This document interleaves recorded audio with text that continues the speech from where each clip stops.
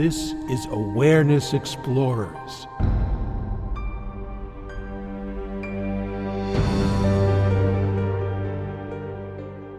Welcome back, fellow explorers, to Awareness Explorers. I'm your co-host, Jonathan Robinson, and I'm with my friend and co-host, Brian Tom O'Connor. And I'm excited about today's broadcast because we're going to be doing something slightly different. We were talking before the show about how you and I have various ways we like to quiet our mind. And quieting one's mind is pretty key to knowing yourself as awareness and a lot of other good things, such as inner peace, for anybody who's into inner peace. Are you into inner peace? Nah, it's overrated. It really is, but what the hell? Let's do a podcast about it anyways. Yeah. So in trying to quiet one's mind, there are approaches that historically have been passed down from thousands of years. And I find that a lot of those methods don't work very well for me. They're just like my 30-year-old computer doesn't work very well for me. So I got a new one. And some of these methods that we're going to be talking about are your favorite methods. And then we're going to do another podcast on my favorite methods for quieting one's mind. And I thought maybe we'd, kind of do an interview format where I'm asking you about your favorite methods and you're talking about them. And then we're going into detail about how they work, why they work, and eventually get them to work. Sounds good. So a lot of these methods, I think you're going to be talking about 5 different ones. Can you say a little bit about what that process was like discovering them? Sure. Actually, I have more than 5, but I've broken them down into 3 basic buckets, which we'll get into. But about quieting the mind. First of all, I just want to say what we're talking about, or at least what I mean when I talk about quieting the mind. I'm talking about thoughts. And what specifically I mean by thoughts is words in your head. Mm-hmm. I mean, you might say that, okay, maybe a visual image of a tree or something like that is a thought, and that's fine. But for the sake of today, I'm defining it as the words in your mind, the words that run through your mind, verbal thought, because those are the ones that I feel veil our true nature.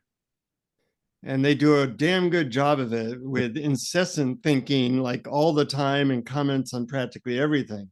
So I look forward to talking about this more because I have incessant thoughts and I have methods that work for me. I'm looking forward to hearing about yours.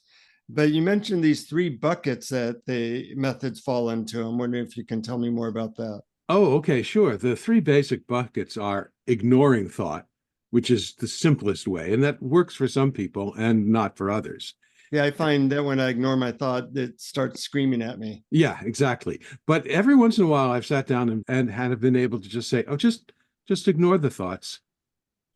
And I was able to. On other days, I wasn't. So I like to have a whole suite of things to try. When one doesn't work, you can pull another one out of the bag of tricks.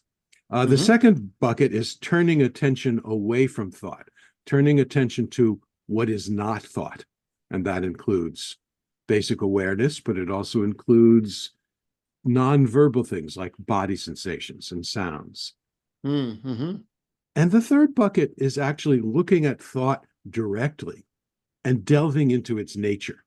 Because when you really see what thought is, your relationship to it changes and it becomes just simply a useful tool to have when you need it, but not an incessant presence that becomes an identity. It's interesting as you say those 3 buckets, I can tell right away which one I tend to do the most and which one works the best for me. And I'm wondering if that's true for other people, that they have learned or are suspicious as to, I think the first or the second or the third bucket is the one that works for me. And I wonder if it's often the same for people or if it's evenly distributed amongst the 3 buckets. But say more about each of them or an example of each that might be useful. Okay. Well, first of all, I just want to say that there's a couple of caveats, or maybe you could call them paradoxes around this. And one is that often we feel that we must get rid of thoughts through effort. Mm-hmm. And that practically never works. I mean, if we feel that we have to not think, or we have to get rid of thought, and we have to empty our mind, and whatever tactic we're using to do it feels effortful, it's probably not going to work for you. There was a quote from Adyashanti, which was one of my favorites, was, when you go into battle with your mind, you'll be at war forever. Mm-hmm.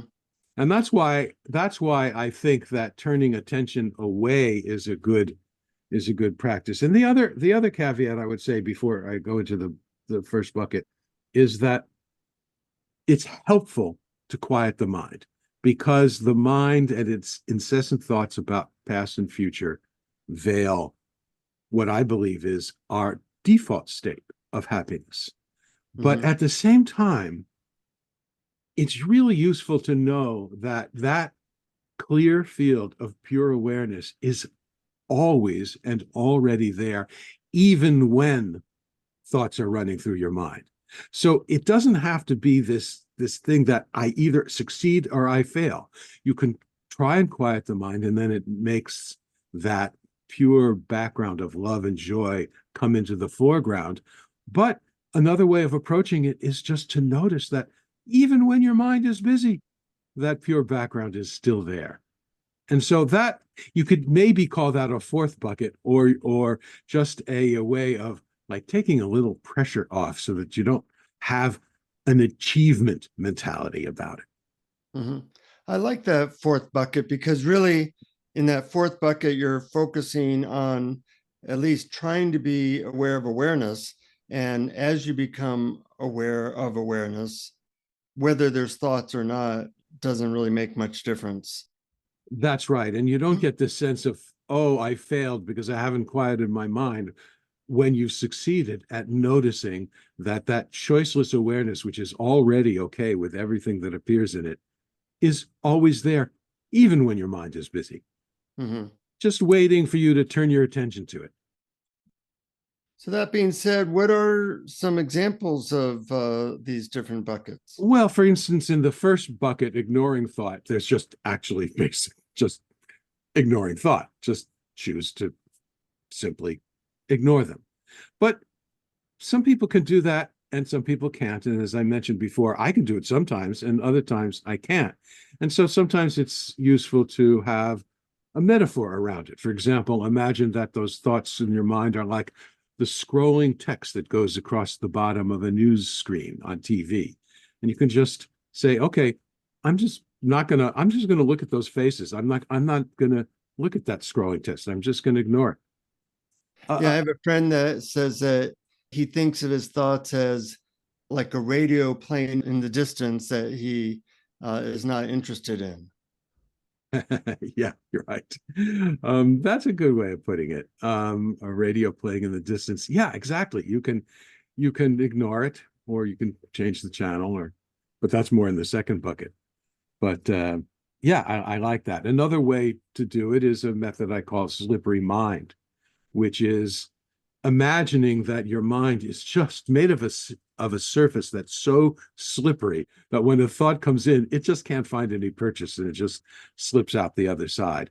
I sometimes think of a rotating disc, like in a fun house. When I was a kid, there was a fun house in Rye Playland, and we used to sit on this rotating disc, and the faster it would spin, we'd all just slide off the disc. We'd try to stay on, but we never succeeded.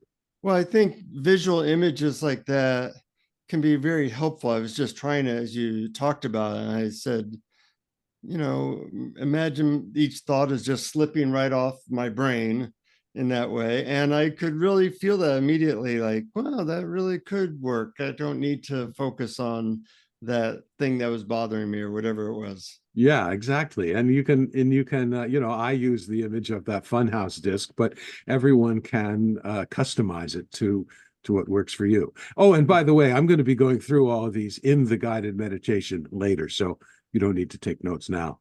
Mm-hmm. Okay. What's another one? Well, those are the three main things in the ignoring thoughts, the simple ignoring thoughts, the news text, and the slippery mind. Uh-huh.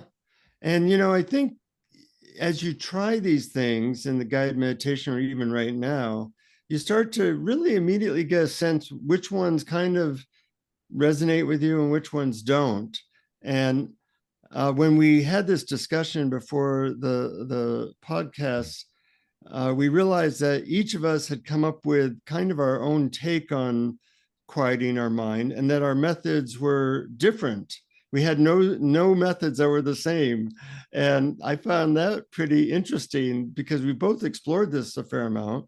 And we eventually came upon trial and error, what worked for each of us, and they're very precise. And eventually you just kind of find, oh, that one is my easy go-to whenever I need something. Yeah, yeah. But every once in a while, I'll hear one of yours and say, "Oh, gee, I'm surprised I hadn't thought about that. I'm going to try that one out. And it works pretty well." Yeah, that's true too. So what's another one? Well, the second bucket is turning your attention to what is not thought. So what isn't thought? And there's several things that isn't thought, particularly verbal thought. One is simply body sensations. In other words, you don't need verbal thoughts running in your head to describe a body sensation in order to feel it directly. It's right now, it's right here. You can notice it. You don't have to describe it. Same with sounds. Sounds are really, really good things to focus on that you don't need words running through your mind to experience it. So these are things that are not thought, just pure sensations in your body, sounds, or just breathing. This is the classic age-old one. Just turn your attention to your breath, to the feeling of the breath coming in and out through your nose, to the rise and fall of your belly as you breathe. You don't need words to experience this directly. So you turn your attention away from thought to these things. Another thing that you can turn your attention towards that is not thought is that which never leaves or changes. In other words, what is already here before the thoughts arrive? What's never changed ever since you were a little kid? What is that I that you call yourself that notices your experience? So thoughts appear in this field, and on this show, of course, we call it awareness, since we're awareness explorers, but other people have other terms for it, the ground of being, pure background. I like pure background. You know, one of my techniques is simply be the background. And then you identify with that. It's like writing on a whiteboard. You turn your attention from the writing to the white, and then you identify with that. Yeah. I like this bucket. A lot of my favorite methods, fall into this category. But what I find interesting is that the things that I'm focused on, the not thought things I'm focused on, are different than your not thought things that you focus on. So even there, even in the same general bucket, the variety of things possible to focus on are very unique to each individual as to what works for them. Yeah, I would be curious to hear what some of yours are. You can either tell me about them now, or if you want to save them for part two of this episode. Well, stay tuned to part two, and that way it will be a little teaser to get people to listen to that one as well next time. Great. And then one other thing in this bucket is just the concept of wordlessness, which we've already really touched upon in many ways.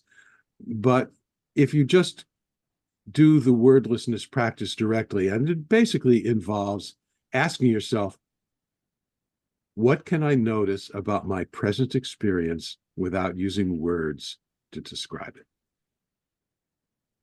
And it's just another facet, it's just another way of doing all that we've done before, because the answer is usually body sensations, sounds, breathing. Now, what's right now? And when you just simply ask yourself the question, there's plenty in right now, right here, this experience that I can experience directly without using words to describe them. And so it's turning your attention to that. I like that one. That one has worked for me. And it's so simple, and has that fine line where you're kind of not making an effort, but there is a slight change of focus in some way. So making an effort tends not to work, but not making any effort also tends not to work. So it's a very fine line of you're doing something where you're kind of recognizing how things actually are before you screw them up with all your thoughts. That's a good way of putting it. And you're right. There's a middle ground between effort and zero effort.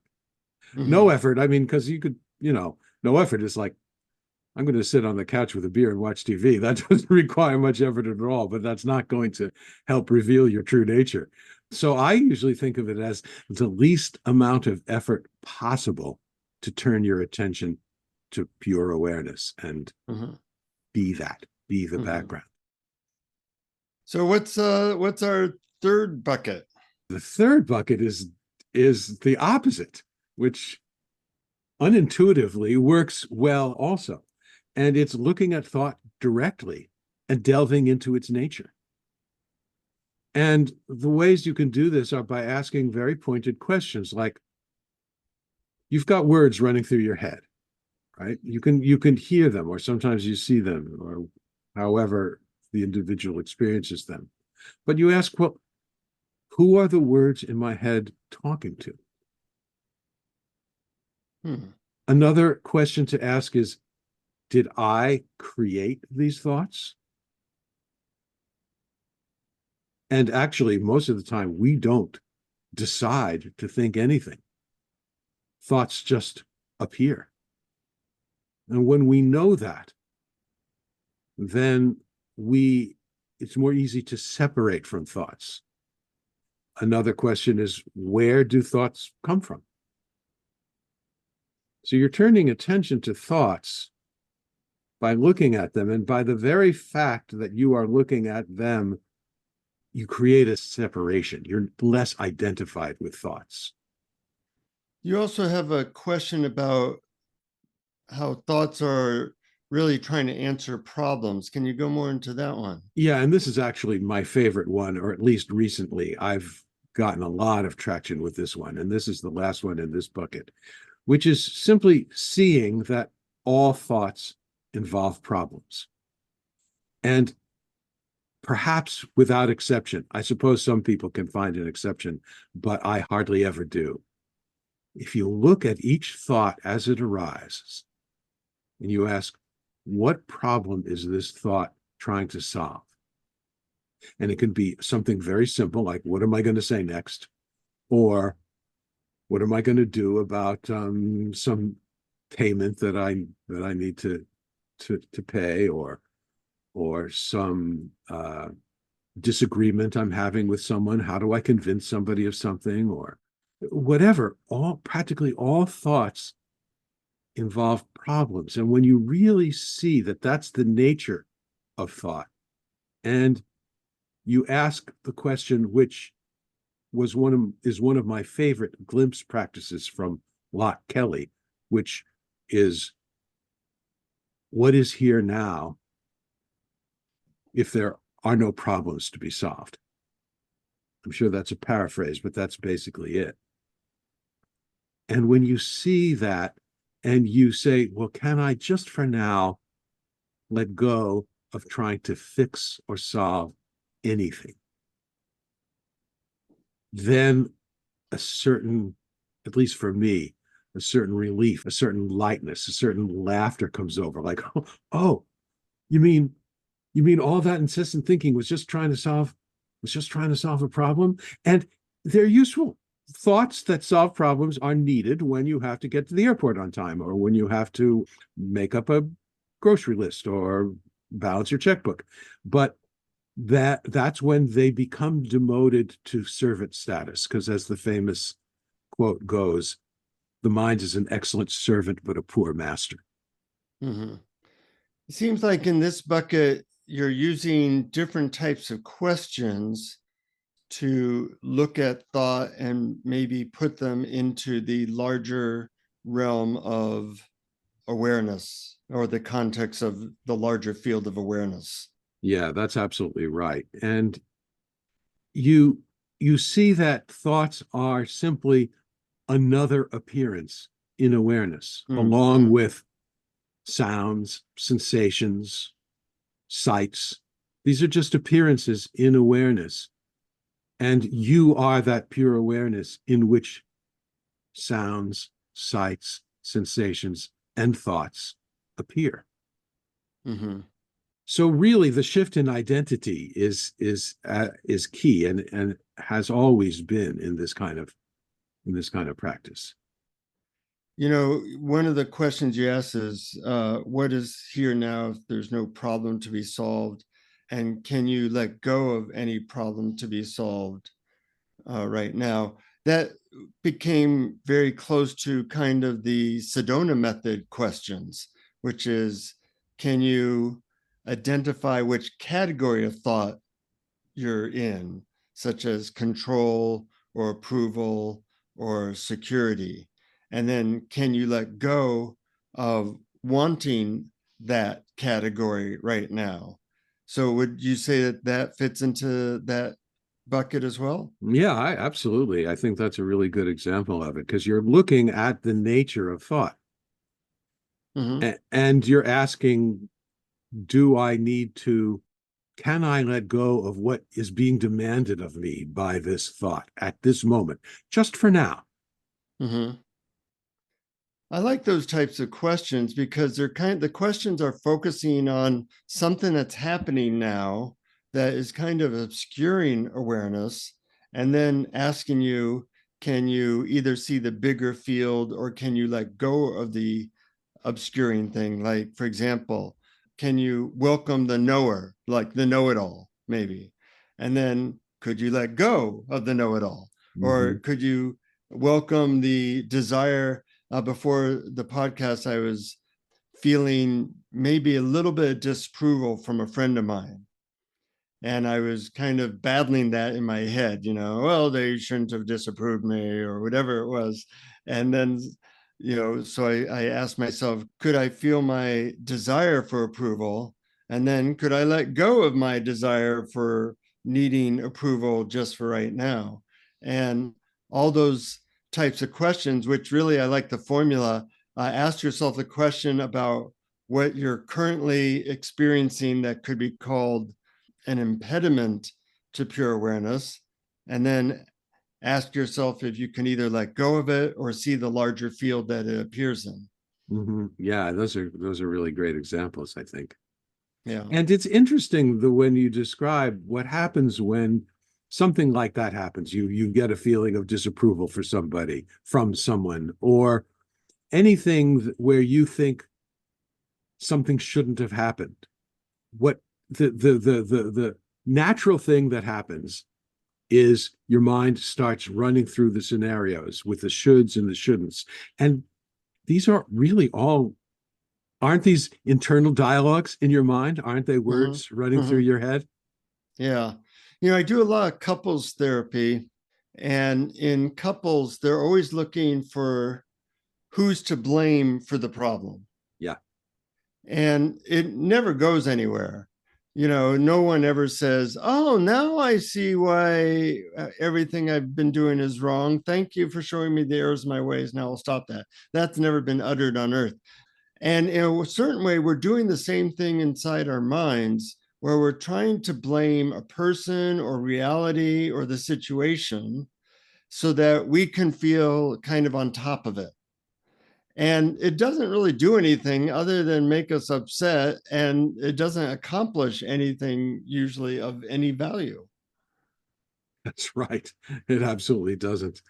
And it reminds me also of a very key component of all this is emotion. Mm-hmm. When emotion comes, it's actually, and we often don't think of it, the first thing we do is run through the stories or the words or the shoulds and shouldn'ts in our mind. But what we forget is that emotions are chemicals coursing through our bodies.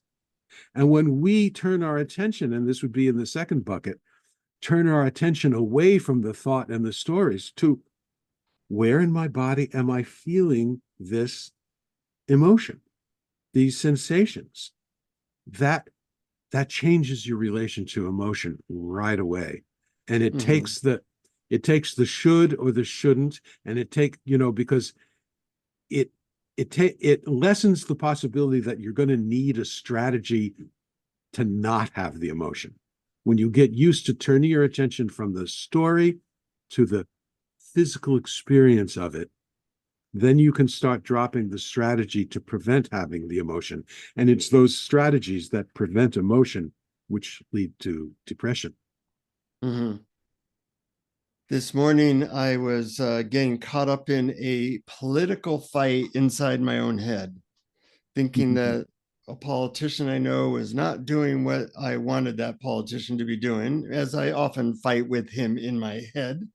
And I know it's actually creating massive change in the world when I do this, Brian. I think single-handedly, me having this dialogue in my head about this particular politician could perhaps change world history. At least that's what my head thinks.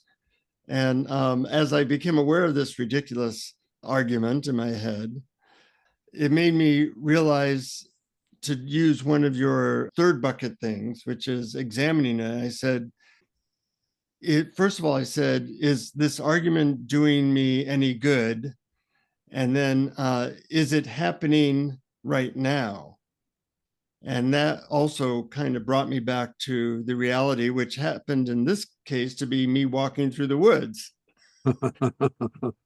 Right. But we have to recognize that there's obstacles inside ourselves that are always whisking us away from these three or four buckets.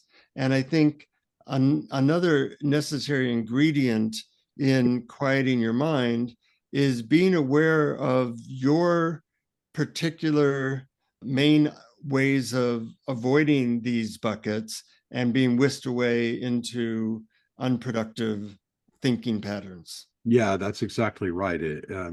Knowing your own patterns is really key. And you can ask yourself questions about it, like you've got this thing running through your head about something that shouldn't be happening in the world. And you can ask yourself, what am I willing to do about it right now? Ooh, that's confronting. And if the answer is nothing right now, then say, okay, then for now, forget about it. Yeah, I think with some of these very intense thought loops that I and other people fall into, that having a predetermined strategy to get out of them can be a good idea. Like every time I think about that situation, I'm going to use the slippery mind technique, or I'm going to use the focus on body sensations technique, because these thought patterns, besides them not doing anything, they do make us upset and they do keep us from the love and peace that's our birthright. So having a strategy for knowing what they are and then recognizing specific things you can do when they show up can be a really helpful thing. Yeah, and the strange sort of paradox of it all is when you really get good at that, at turning your attention from the thought to simply direct experience of what is, you become calmer, you become clearer, and then it starts to it starts to affect your life and the way you live your life. And when you are called upon to take action, things become smoother and easier then. Mm-hmm. I think for me, a first step was really realizing that I am an addict of certain thought loops. Just like somebody might be an alcoholic or a drug addict, there's certain thought loops I like. And I like to revisit them. And I like to go over them. And I like the feelings of self-righteousness that come from them. And there should be like a 12-step meeting called Thinking Anonymous. Realizing first I am powerless. I need help. I need a method. I need God. I need something in order to overcome some of these loops. And some of these methods are definitely powerful strategies along that way. Yeah, it's a really good thing to know about yourself. And this addiction to thought is Well, it's kind of the human condition. I mean, most of us are. But when you can get away from that, when you can see that in yourself and you can get away from it, it's amazingly freeing. And one of the analogies that I use is that it's like a river. Thought is like a river that's constantly streaming through you, and all the rivers of thought are emptying into one ocean. Mm-hmm. And it's usually a one-way stream. Thought, thought, Mm-hmm. thought. So you never get the ocean water in you because it's a one-way stream. And when you quiet that a little bit, then that kind of fresh, salty ocean water can start to come back into the estuary, and you can experience that ocean of joy when the one-way stream of thoughts into awareness calms down, and then the joy of awareness starts to filter back into your experience. And with the infusion of awareness, there's like creative energy and juice and clarity and peace. And when the thought river is quieted and the energy of the water can go both ways, then you start to be filled up from within. Mm-hmm. That's exactly right. Beautiful. So we need to get these methods out. Those are all great methods, Brian. And really, it just takes, choosing one for a day, trying it, seeing if it resonates with you. And then if that one doesn't work so well, trying another one until you see that you have a different relationship with your thought. Because right now, most people's relationship with their thoughts is that they are their thoughts. And which is kind of funny because we don't have control of our thoughts. So we're saying that we are something that we have no control over. That's right. Exactly. And seeing when we have control and when we do not have control can be really enlightening. Mm-hmm. That reminds me, I'm going to mention this in the guided meditation, but about the techniques that work for you and that don't work for you, you don't only have to have one. Mm. And I actually find that I have a bunch of them that I've tried and I know work at least sometime.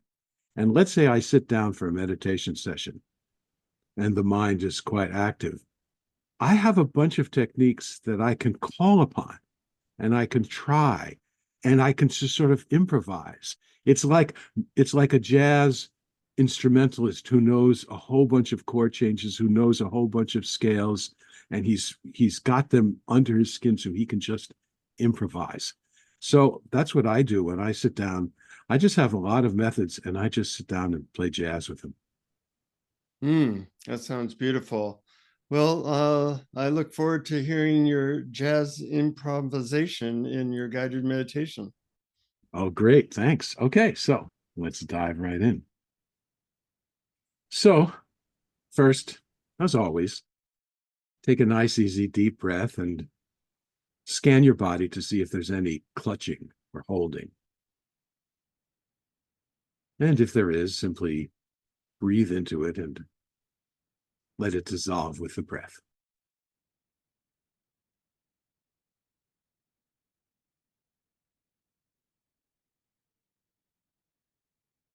When you are clearly sensing your identity as the wordless background in which thoughts appear, then thoughts are not a problem. You just let them come and let them go, knowing that the real you is unaffected by them. But if that's not what's happening for you now, there are three approaches to thought that might help. One approach involves simply ignoring thought. Another involves turning your attention away from thoughts. And the third involves looking at thought directly and delving into its nature. All of these approaches can work, so let's try them and see which works for you. The first approach, ignoring thought, sometimes is enough for some people. It involves simply ignoring the words that come into your mind. Simple as that. A thought comes, ignore it. Or you can ignore thoughts in the same way you might ignore the scrolling text at the bottom of the screen in a TV news show.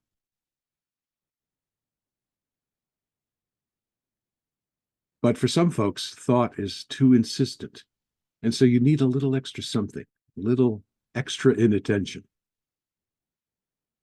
One way is to imagine that your mind is very slippery. Thoughts come in and they can't find any purchase to stick around. They just slide on out the other side. An image I use for this is that of an old-fashioned amusement park funhouse disc. When I was a kid, there used to be one at Rye Playland, and all of us kids would sit on the disc and it would start spinning gradually, getting faster and faster. Try as we might to stay on the disc, the centrifugal force combined with the smoothness of the surface would cause us to slide right off. You can play with your mind that way too. Just imagine it as so slippery and perhaps even spinning that when thoughts come, they just slide right out the other side.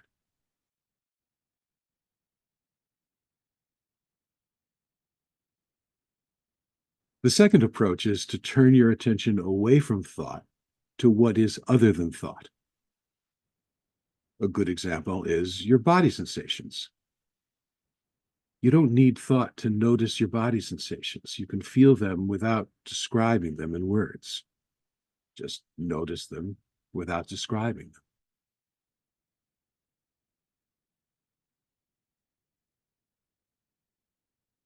The same with the breath.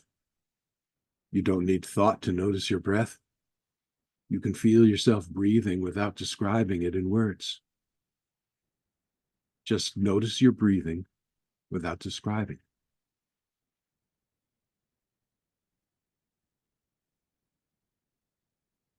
What else is not thought?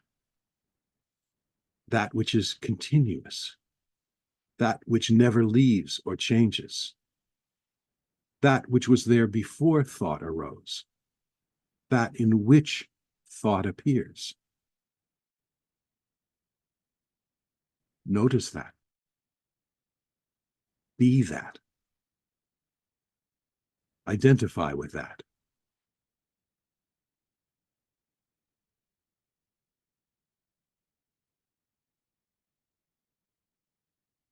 What else is not thought? That in which thoughts appear. In other words, awareness. In other words, you. You, the pure, choiceless presence of pure awareness itself. The background of all experience, in which all experience appears. Be the background. Identify with that.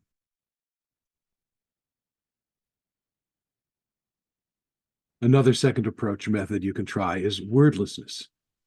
Simply ask yourself, what can I notice about my current experience without using words to describe it?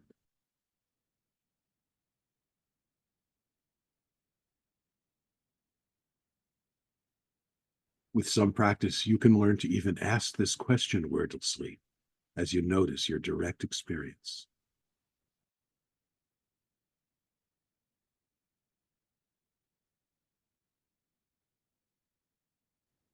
The third approach involves looking at thought directly and delving into its nature. One way to do this is to ask one of these three questions. Who are the words in my head talking to?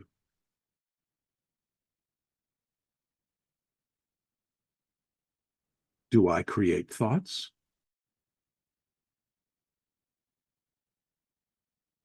Where do thoughts come from?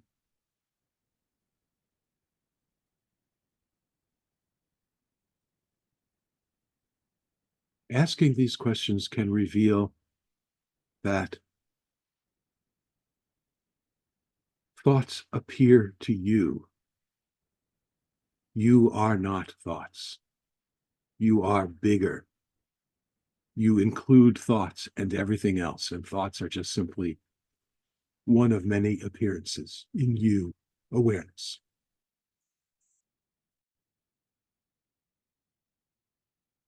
And the final method in this third bucket is seeing that all thoughts involve problems. The fact that thoughts themselves appear is not a problem, but it's really useful to know that every thought involves some sort of a problem, no matter how small. This is the nature of the mind. Every thought, without exception, is targeting some problem that needs to be solved. This is what it does. Useful when needed for practical matters.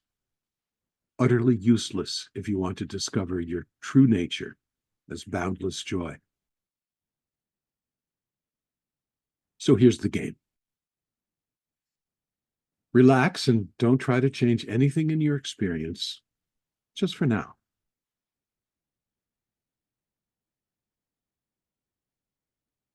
Wait for a thought to appear.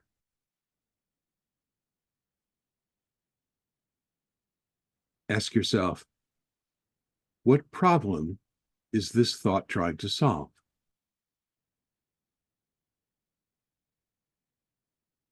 When you identify the problem, think to yourself, aha, and take a breath.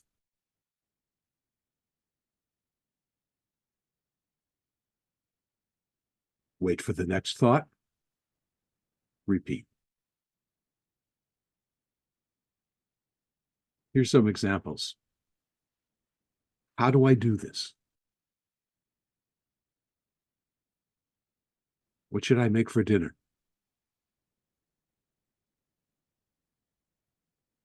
How can I get rid of this pain?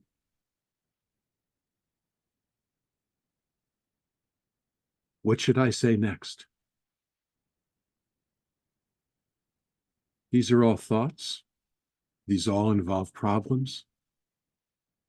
And just for now, ask yourself, can I let go of having to do anything about it, to fix anything in my current experience, just for now?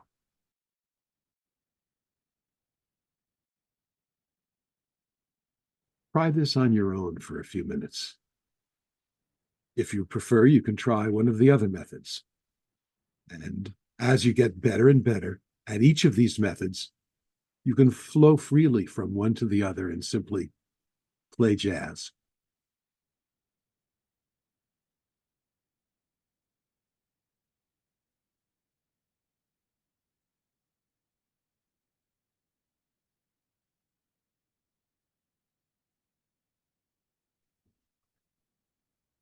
Now, take another easy, deep breath, and at your own pace, begin to open your eyes.